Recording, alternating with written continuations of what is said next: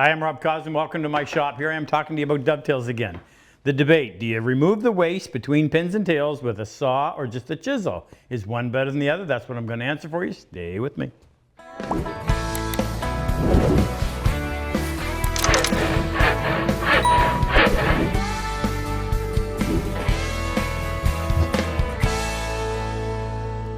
So the debate rages. Do I saw out the waste or do I chisel it? So just to make sure that we're on the same page, you understand exactly what we're talking about. So here's my pin board. And if you want to equate this to something, this would be the drawer front or the drawer back. We've gone through and we've sawn them. Now we have to remove the part that's been marked. Well, that's what it would look like when you're done. And the tail board, the drawer side, there's what it looks like after you've made your saw cuts.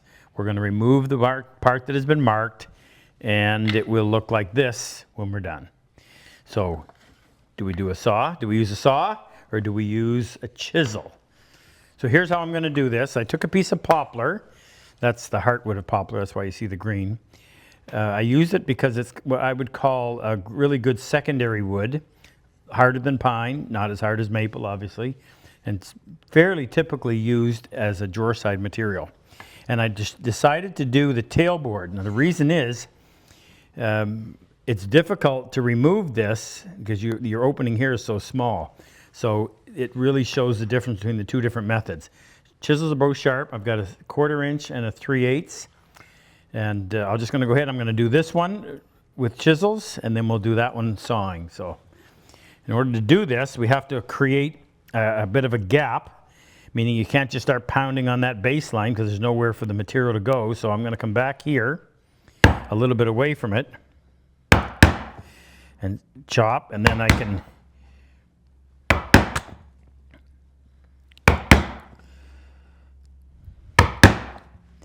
come back here a little further, get some of that material out of the way.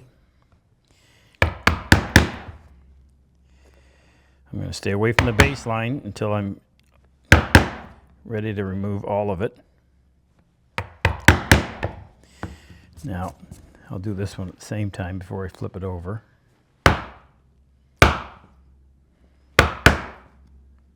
Chisel. Okay, that's pretty close to half the thickness, that is.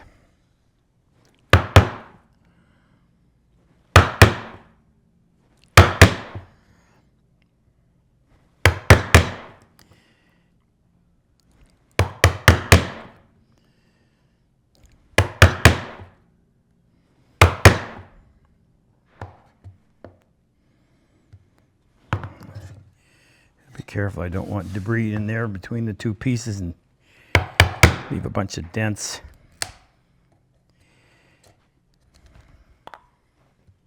Okay, that broke through.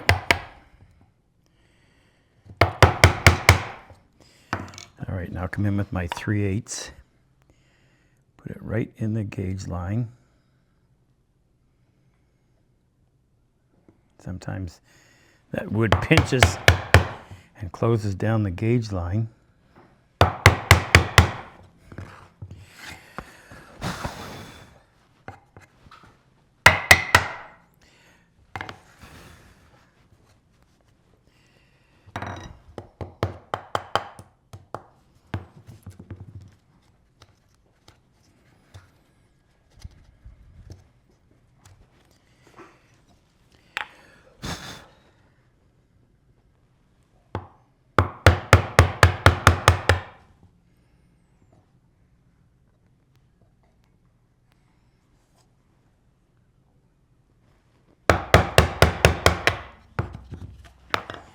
All right, put this in the vise. Clean up those corners. Always work front to back so that if you do blow out something, it's on the inside of the joint, not on the side that's going to be shown.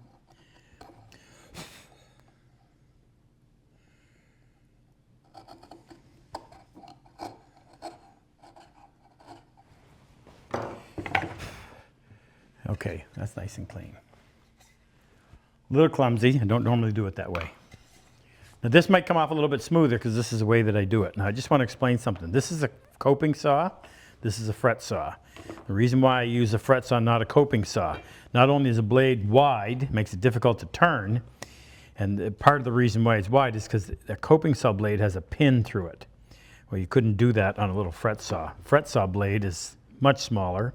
It just has a shank on the end, is put in a clamp, and then because of that small frame, I actually take the blade and give it a little twist right there and right there, so that when you're making a horizontal cut, the frame is up like that, so you're not restricted by the depth of the throat. So that's the piece. And if you're looking real close, you'll notice, wait a minute, that doesn't look like it looked like before. Well, that's because we were partway through and the camera stopped filming, so we had to start all over. So that was left. I just did a new one. Now, first thing I'm going to do to go through my method is I'm going to put a piece of yellow tape right on the gauge line, and you'll appreciate that as you get older, just so I can see it a little bit better. Put that in the vise. Using my fret saw, turn it over like that, see, in order to drop down, because remember we twisted the blade, go right to the bottom, then come up off of the bottom. And the idea is to saw as close to that line as you can without going below. And that reduces the amount you have to chisel.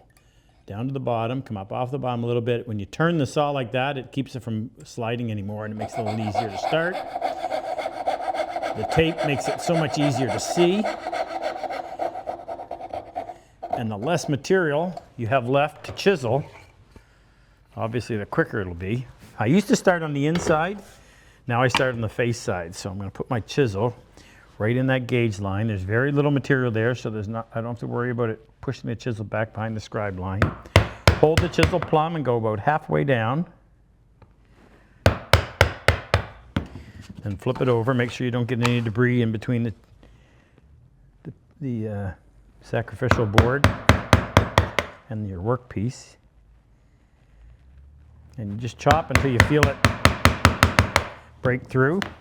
Now put that in the vise. I'm going to grab a narrower chisel just because it's a tight quarters and makes it a little easier to work. We'll just pop that waste out of there and make sure our corners are nice and clean. Always working front to back so that if something did happen, it's on the inside, not out here in the face where you're going to see it. All right, there you go. Nice and clean. Actually, I see a little bit right there I missed. Let's go in there and get that a little bit better.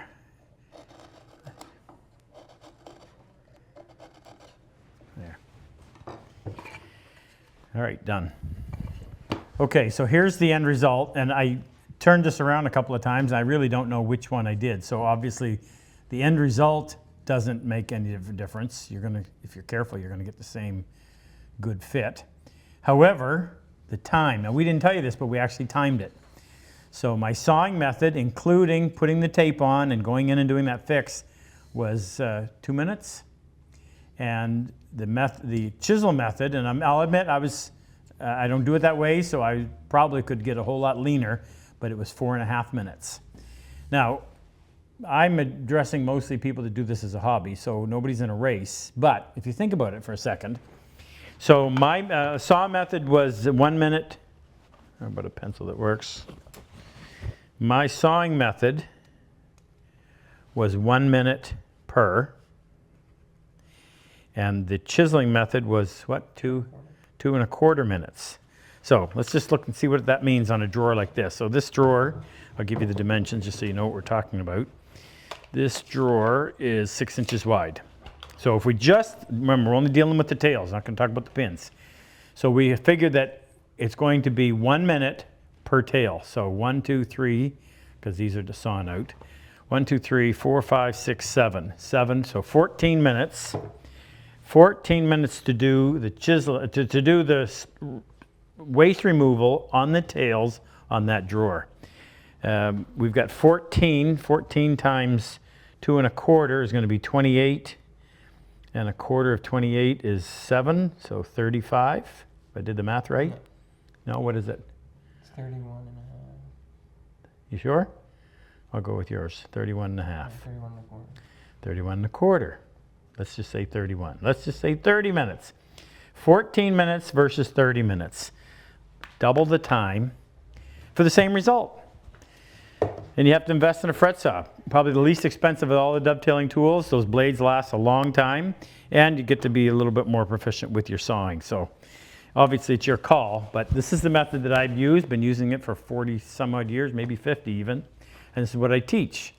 Very simple. Closer you can saw to the line, the better. That's really where the big difference is, getting close to that line so it's a quick chisel chop. Anyway, either way, enjoy your woodworking. Thanks for watching. See you next time.